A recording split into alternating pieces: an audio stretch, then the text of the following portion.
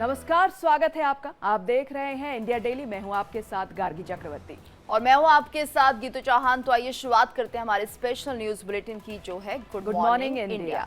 तो हमारे इस खास बुलेटिन में हम आपको दिखाएंगे देश दुनिया की तमाम अहम खबरें, वो भी एकदम अलग अंदाज में। बड़ी और अहम खबरों के साथ हम आपको बताएंगे देश का मोड़ आम आदमी के लिए जरूरी बातें।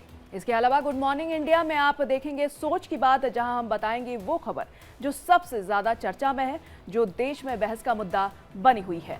और बात फिर होगी यहाँ पर दुनिया की, जहां हम आपको दिखाएंगे दुनिया की तमाम बड़ी खबरें। तो आइए शुरू करते हैं आपका खास बुलेटिन गुड मॉर्निंग इंडिया।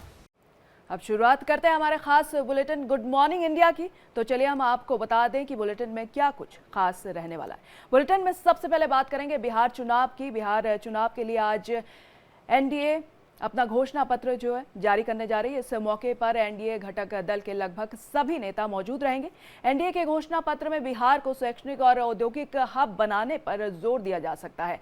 इस घोषणा पत्र में आगे क्या कुछ खास रहने वाला है, बुलेटिन में विस्तार से चर्चा करेंगे। उससे पहले आज की दूसरी सबसे बड़ी खबर पर नजर डाल लेते हैं। बिल्कुल, और गार्गी देखिए, दूसरी बड़ी खबर में बात करेंगे हम वित्त मंत्री निर्मला सीतारमण की, जहां उनके भूटान दौरे के दौरान खराब मौसम की वजह से विमान की आपात लैंडिंग करनी पड़ी है।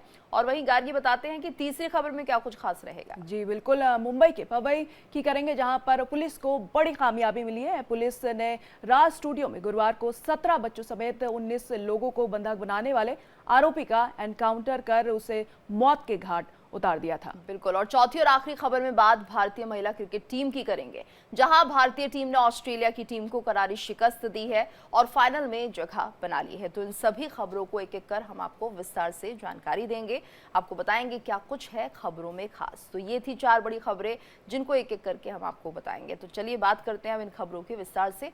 और बिहार विधानसभा चुनाव की हम बात कर लेते हैं, जिसमें एनडीए आज अपना घोषणा पत्र जारी करेगा। तो पिछले दिनों इसी को लेकर पटना में मैनिफेस्टो कमेटी की बैठक हुई थी और इस बैठक में संकल्प पत्र के मुद्दों और वादों को अंतिम रूप दिया गया।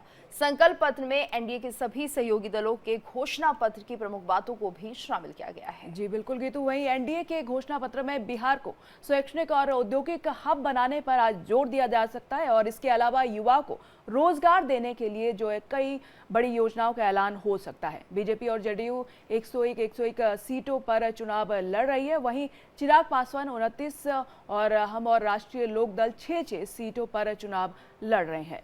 बिल्कुल, और आपको बता दें कि बिहार विधानसभा चुनाव को लेकर महागठबंधन ने एनडीए से पहले 28 अक्टूबर को अपना साझा घोषणा पत्र भी जारी किया था। तो 20 दिन में सरकारी नौकरी के साथ साथ सभी जीविका दीदियों को स्थायी करने और उन्हें सरकारी नौकरी का वादा यहाँ पर किया जा रहा है। तो ये तमाम वादे हैं गार्गी जो अब शुरू हो गए हैं। साथ ही उनका वेतन 30,000 रुपये महीना किए जाने के वादे भी किए गए हैं। वहीं वीआईपी चीफ और महागठबंधन की तरफ से उप मुख्यमंत्री पद के उम्मीदवार मुकेश सहनी ने भी दावा किया था कि अगले 30 से 35 सालों तक हमें बिहार की जनता के बीच रहना है और सेवा करनी है। जी बिल्कुल, तो देखिए ये वादे रहे हैं गार्गी, और ऐसे में हम देखते हैं कि जब चुनाव आते हैं तो हर जो दल है वो ये कोशिश करता है लोगों के बीच जाके बड़े बड़े वादे करें और उसके बाद उनके वोट हासिल करें। जी बिल्कुल, लेकिन इसी बीच ये कह सकते हैं कि जिस तरह से बोल रहे हैं कि शिक्षा पे और रोजगार पे जो है ज़्यादा जो है फोकस रहने वाला है, तो कहीं ना कहीं इस चीज़ से जो है अब बिहार की जनता वो भी चाहती है कि ये इन सब चीज़ों पे काम किया जाए और वो जो पलायन उस चीज़ से वो अब जो है बाहर निकले और अपने ही जगह पे रहकर वो रोजगार जो है करे। और इस चीज़ पे अब देखा जाएगा कि अब शैक्षणिक और उद्योग के ऊपर क्या कुछ और रोजगार के ऊपर क्या कुछ जो है प्लान किया जाता है कि वहाँ की जनता जो है खुश रहे और वहाँ की जनता वहीं पर रहकर जो है अपना सब कुछ संभाले। बिल्कुल, और यहाँ पर गार्गी देखिए बड़े बड़े वादे कर दिए जाते हैं, जैसा कि हम देख रहे हैं महागठबंधन ने भी एक ऐसा घोषणा पत्र निकाला है जिसमें तमाम तरह के वादे बिहार की जनता से किए गए हैं।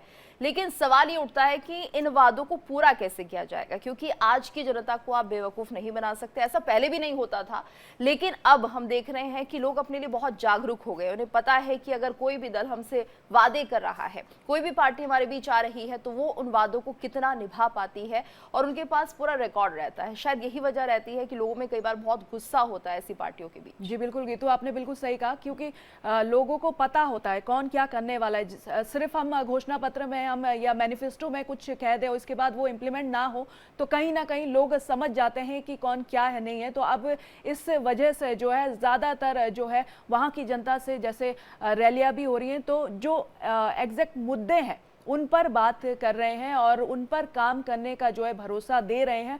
तो इस बीच कहीं ना कहीं लोगों को ये भरोसा हो भी रहा है, लेकिन जब इम्प्लीमेंट होगी अच्छे से, जब वो मैदानी उस पर उतरेगी तो लोगों को एकदम भरोसा होगा कि हाँ, हमारे पढ़ाई लिखाई पे, हमारे रोजगार पर जो बोला गया था अब वो होता दिख रहा है। बिल्कुल। और देखिए गार्गी, अगर हम बात करते हैं यहाँ पर मैनिफेस्टो की, तो वादे तो तमाम हो जाते हैं, लेकिन उन्हें इम्प्लीमेंट करना एक बहुत बड़ी चुनौती होती है। और शायद अब ये जनता बहुत अच्छे से जानती है कि आपने वादा कर दिया इतना रोजगार देंगे, इतना हम आपके लिए काम करेंगे, ये संभव कैसे हो पाएगा? रोजगार आप देंगे कहाँ अगर आप प्रदेश में विकास ही नहीं कर रहे हैं, फैक्ट्रीज नहीं लगा रहे हैं, दूसरी चीजें नहीं कर रहे हैं, तो कैसे आप रोजगार दे पाएंगे? और यही वजह रहती है कि लोग अब देखते हैं कि इन्होंने वादा तो कर दिया है, पर वो कितना प्रभावी हो सकता है या कितना उस वादे से जनता को लाभ मिलेगा। तो अब ये मानिए कि अगर आपको वोट देने के लिए कोई आ रहा है तो वो पूरा सोच समझकर वोट दे रहा है कि आप कितना काम उनके लिए कर सकते हैं। जी बिल्कुल सही बोला आपने। वहीं अगली खबर की ओर जो है बढ़ते हैं। केंद्रीय वित्त मंत्री निर्मला सीतारमण के भूटान जाने पर विमान की सिलीगुड़ी में इमरजेंसी लैंडिंग कराई गई। जानकारी के मुताबिक खराब मौसम के चलते ऐसा किया गया। वित्त मंत्री दिल्ली से जो है उन्होंने उड़ान भरी थी, लेकिन खराब मौसम के कारण जो है विमान को सिलीगुड़ी के बागडोगरा एयरपोर्ट पर लैंड कराया गया। विमान जो है सुरक्षित लैंड भी हुआ। बिल्कुल। और देखिए आज जिस तरह से मौसम है गार्गी, पूरे देश भर की अगर हम बात करते हैं, हम तमाम तरह से देखते हैं कि मौसम अपना प्रभाव दिखा रहा है। और कहा यह भी जा रहा है कि अगर आज मौसम ठीक होने वाला है और उसके बाद फिर वो भूटान के लिए रवाना हो जाएंगी, तो सीतारमण 30 अक्टूबर से 2 नवंबर 2025 तक भूटान की आधिकारिक यात्रा पर आर्थिक मामलों के विभाग के भारतीय प्रतिनिधिमंडल का नेतृत्व कर रही हैं। भूटान के साथ भारत के आर्थिक, वित्तीय और विकासात्मक संबंधों को और मजबूत बनाने के लिए दौरा बेहद अहम माना जा रहा है। जी बिल्कुल। और वित्त मंत्री अपने आधिकारिक दौरे की शुरुआत जो है ऐतिहासिक सांगचैन चोखोर मठ के दर्शन से करेंगी। ये मठ 1765 में स्थापित हुआ था और उन्नत बौद्ध अध्ययन में संलग्न 100 से अधिक भिक्षुओं का निवास स्थान जो है माना जाता है। और यात्रा के दौरान वो भारत सरकार के सहयोग से क्रियान्वित की जा रही कई प्रमुख परियोजनाओं का अवलोकन भी करेंगी।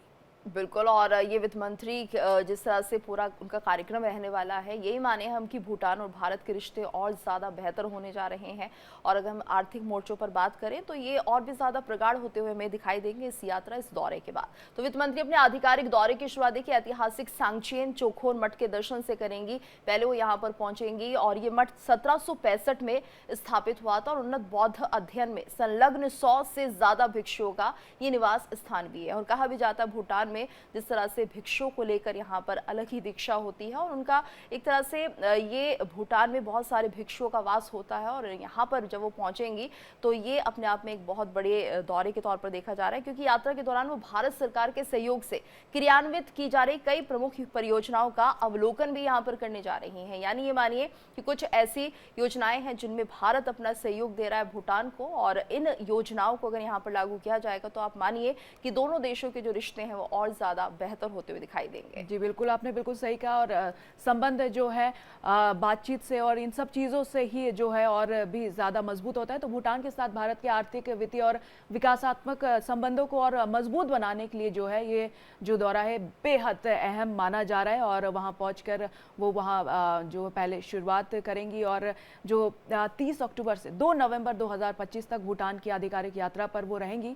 और आर्थिक मामलों के विभाग में जो है भारतीय प्रतिनिधिमंडल का नेतृत्व भी वो कर रही हैं। तो कहीं ना कहीं ये दौरा जो है बहुत ही ज़्यादा अहम हम कह सकते हैं कहीं ना कहीं साबित होने वाला है। बिल्कुल। लेकिन यहाँ पर देखिए गार्गी, क्योंकि इमरजेंसी लैंडिंग हुई है तो हम कह सकते हैं कि थोड़ा सा फर्क जरूर आ गया है, क्योंकि एक निर्धारित समय होता है प्रोटोकॉल के तहत भी जो दौरा रहता है वित्त मंत्री का। तो ऐसे में हालांकि उनकी उड़ान रुकी है, इमरजेंसी लैंडिंग हुई है, लेकिन उम्मीद की जा रही है कि मौसम ठीक होगा और जल्द ही वो भूटान के लिए रवाना हो जाएंगे।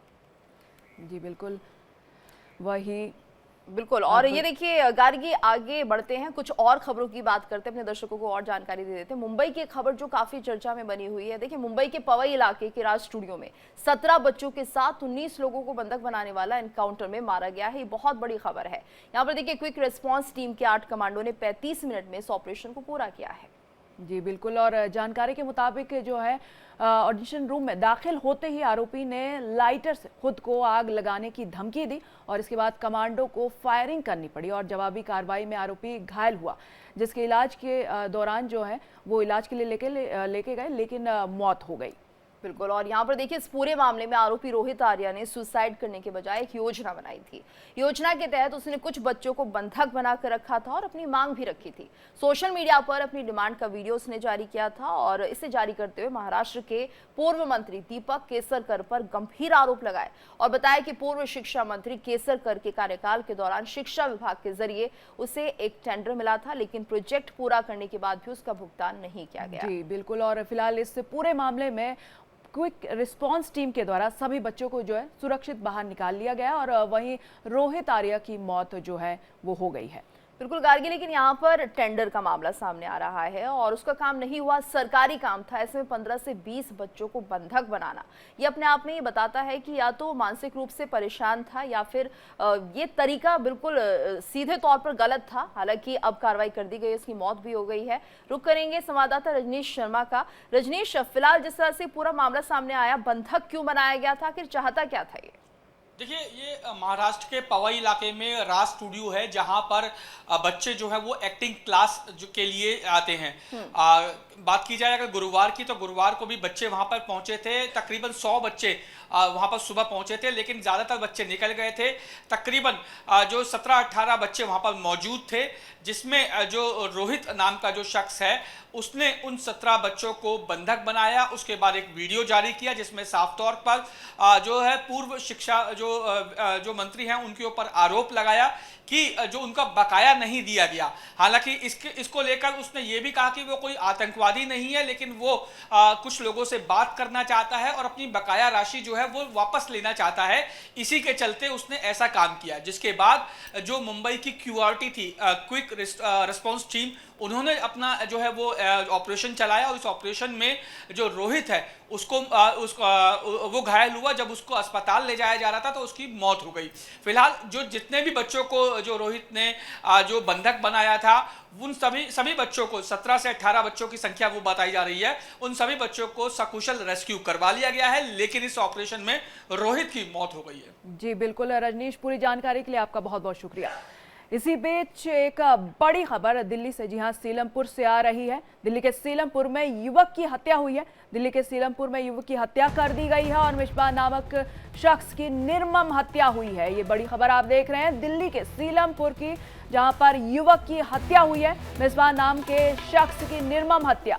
अज्ञात हमलावरों ने मिसबा को मारी 15 गोलियां। हमलावरों की तलाश में जुटी पुलिस। मृतक पर कई आपराधिक मामले दर्ज थे। ये बड़ी खबर आप देख रहे हैं अपने टीवी स्क्रीन पर, जहां पर दिल्ली के सीलमपुर में युवक की हत्या हुई है। मिसबाह नाम के शख्स की निर्मम हत्या। मिसबाह को मारी गई 15 गोलियां। तो हमलावरों की तलाश में पुलिस जुटी हुई है। मृतक पर कई आपराधिक मामले दर्ज थे और पुलिस अब हर एंगल से इस मामले में जांच कर रही है, क्योंकि मृतक पर भी कई आपराधिक मामले बताए जा रहे हैं। तो क्या ये गैंग वॉर का नतीजा था, रंजिश का नतीजा था, या कोई बदले की कार्रवाई थी? तमाम ऐसे सवाल हैं जिनका जवाब पुलिस ढूंढने की कोशिश कर रही है। लेकिन दिन दहाड़े गार्गी इस तरह की अगर हत्या हो जाए तो अपने आप में दिल्ली के लॉ एंड ऑर्डर को लेकर सवाल उठने लगते हैं कि कैसे दिन दहाड़े 15 गोलियां मारकर मिसबा नाम के इस युवक की हत्या की गई है। और इस पर हालांकि कई आपराधिक मामले दर्ज थे, लेकिन अपने आप ही कानून हाथ में लेना, फैसला करना, ये बता रहा है कि या तो दिल्ली की कानून व्यवस्था पर भरोसा नहीं था या फिर ये गैंग वॉर थी। अगर ऐसा था तो यहाँ पर क्या इन बदमाशों के हौसले इतने बुलंद हो गए, दिन दहाड़े ही अपने आप ही कार्रवाई करते हैं? और ज्यादा जानकारी के लिए बात करेंगे संवाददाता रजनीश से। रजनीश, देखिए एक और वारदात, 15 गोलियां मारी गई है। सवाल कई है, क्या वजह इसके पीछे हो सकती है, लेकिन फिलहाल जो बड़ा सवाल है वो दिल्ली की कानून व्यवस्था को लेकर ही उठ रहा है। देखिए, गुरुवार देर रात को मिसबा नाम का जो शख्स है वो दिल्ली के सीलमपुर इलाके में आया था। बताया जा रहा है कि कार सवार कई बदमाश वहां पर पहुंचे और एक के बाद एक ताबड़तोड़ 25 से 30 राउंड गोलियां चलाई गई, जिसमें से तकरीबन 15 गोलियां मिसबा को लगी। मिसबा की मौके पर ही मौत हो गई। उसके बाद जो तमाम हमलावर थे वो मौके से फरार हो गए। हालांकि अगर इस पूरे मामले की बात की जाए तो मिसबा एक शार्प शूटर था जो पहले नॉर्थ ईस्ट दिल्ली में छेनू नासिर गैंग जो है वो ऑपरेट करता है। छेनू नासिर गैंग में ये जो सदस्य था, उसके बाद इसने छेनू नासिर गैंग को छोड़कर जो हाशिम बाबा जो गैंग है जो नॉर्थ ईस्ट में ऑपरेट करता है उसको ज्वाइन कर लिया था। जिसके बाद यही कयास लगाए जा रहे हैं कि इसी के चलते छेनू नासिर गैंग ने मिसबा की गोलियां मारकर हत्या की है। बात की जाए अगर मैं हाशिम बाबा की अगर बात करूं तो हाशिम बाबा लॉरेंस बिश्नोई गैंग सिंडिकेट का एक सक्रिय गैंगस्टर है और पूरे नॉर्थ ईस्ट जिले में जो ये पूरा अपना नेक्सस चलाता है। उसके अलावा दिल्ली में भी तमाम जगह ये जो है वो अपने नेक्सस को अंजाम देता है लॉरेंस बिश्नोई गैंग सिंडिकेट के आधार पर। जिस तरीके से मिसबा की हत्या की गई उसके बाद ये कहना गलत नहीं होगा कि मिसबा की हत्या गैंग वॉर का नतीजा है, क्योंकि मिसबा ने छेनू नासिर गैंग को छोड़कर हाशिम बाबा गैंग को ज्वाइन कर दिया था और इसी का बदला लेने के लिए जो छेनू नासिर गैंग है उसने मिसबा की कई गोलियां मारकर हत्या कर दी। फिलहाल पुलिस ने मिसबा की बॉडी को पोस्टमार्टम के लिए भेज दिया है। पूरे मामले की तफ्तीश शुरू कर दी है कि हमलावर कौन थे, कहां से आए थे और उनकी पहचान और गिरफ्तारी के लिए जगह जगह दबिश दी जा रही है। जी रजनीश, जैसे कई सारे आपराधिक मामले दर्ज थे तो कहीं ना कहीं कह सकते हैं कि जिस तरह से आपने भी बताया तो आपसी रंजिश के चलते ये सब हुआ। देखिए, रंजिश कही जा सकती है क्योंकि छेनू नासिर गैंग और जो हाशिम बाबा गैंग है ये दोनों अलग अलग गैंग है। बात की जाए अगर मैं हाशिम बाबा गैंग की बात करूं तो जिस तरीके से मैंने आपको बताया कि हाशिम बाबा गैंग जो है लॉरेंस बिश्नोई गैंग सिंडिकेट का सदस्य है और दिल्ली में ये लॉरेंस बिश्नोई सिंडिकेट के लिए तमाम वारदातों को अंजाम देता है। इसके अलावा छेनू नासिर गैंग है वो भी एक लोकल गैंग है जो नॉर्थ ईस्ट दिल्ली में ऑपरेट करता है और मिसबा जो था वो पहले छेनू नासिर गैंग का शार्प शूटर था, लेकिन बहुत कुछ समय पहले। बिल्कुल, और ऐसे में अब पुलिस जांच करेगी कि आखिर किसने ये पूरी घटना को अंजाम दिया है, लेकिन आगे कार्रवाई क्या होगी, बड़ा सवाल है। रजनीश, धन्यवाद आपका इस पूरी जानकारी के लिए। और चलिए आगे बढ़ते हैं, अपने दर्शकों को कुछ और खबरों से रूबरू करा देते हैं। विमेंस वनडे वर्ल्ड कप की बात कर लेते हैं, क्योंकि विमेंस वनडे वर्ल्ड कप के सेमीफाइनल में ऑस्ट्रेलिया को 5 विकेट से हराकर टीम इंडिया तीसरी बार फाइनल में पहुंच गई है। तो गुरुवार को टीम ने विमेंस वनडे का सबसे बड़ा रन चेस किया। भारत ने 339 रनों का टारगेट 48.3 ओवर में हासिल कर लिया। Jemimah Rodrigues world cup knockout में सबसे ज्यादा रन बनाने वाली दूसरी भारतीय बनी है। जी बिल्कुल, वहीं अगर बात करें कप्तान हरमनप्रीत कौर की तो साथ में वर्ल्ड कप में भारत के लिए सबसे बड़ी साझेदारी भी की है। आपको बता दें कि विमेंस वनडे में भारतीय टीम ने 339 रन के टारगेट को 48.3 ओवर में बनाकर ऑस्ट्रेलिया का रिकॉर्ड जो है उन्होंने तोड़ दिया।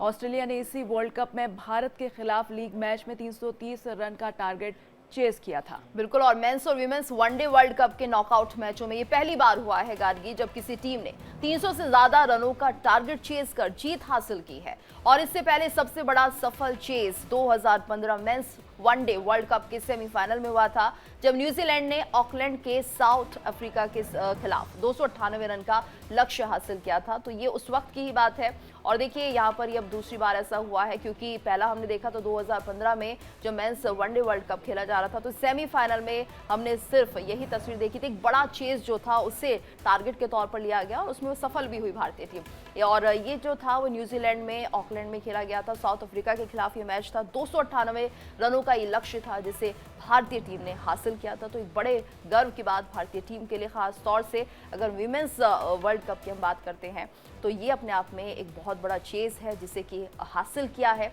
हमारी महिला टीम ने, और वाकई ये देश के लिए गर्व की बात है। जी बिल्कुल, क्योंकि जिस तरह से रिकॉर्ड बनाया उन्होंने और लोगों को काफ़ी उम्मीद थी इस मैच से और जीत के उन्होंने वो उम्मीद जो है खुशी में तब्दील कर दी। उन्होंने कप्तान जो है हरमनप्रीत कौर के साथ वर्ल्ड कप में भारत के लिए सबसे बड़ी साझेदारी की है। और यहाँ पर विमेंस जो है टीम जो है अब काफ़ी खुश हैं और आगे जो है उनको पहुंचे हैं। तो इस बीच जो विमेंस वनडे में भारतीय टीम ने 339 रन के टारगेट को महज, गीतू मैं बताना चाहूंगी, 48.3 ओवर में ही बनाकर ऑस्ट्रेलिया का जो है उन्होंने रिकॉर्ड तोड़ दिया। बिल्कुल, और ये गार्गी भारतीय नारी शक्ति है जिसका डंका पूरे विश्व में बजता है। और कल हम लगातार चर्चा कर भी रहे थे क्रिकेट को लेकर कि किस तरह से यहाँ पर जो मुकाबला होगा वो खेला जाएगा, क्योंकि ऑस्ट्रेलिया का भी रिकॉर्ड यहाँ पर तोड़ा गया है। तो ये मानिए कि जब यहाँ पर भारतीय टीम मैदान में उतरी थी तो ऐसा लग रहा था कि क्या एक बार फिर से इतिहास दोहराया जाएगा, और वैसा ही हुआ। तो हमारी भारतीय नारी शक्ति ने दिखा दिया है कि उनका डंका अब पूरे विश्व में बजता है। जी बिल्कुल। तो विमेंस टीम ने जो है कमाल कर दिया और लोग बेहद खुश हैं, और साथ ही टीम तो खुश होंगे ही। उन्होंने ऑस्ट्रेलिया का रिकॉर्ड तोड़ा है और महज 48.3 ओवर में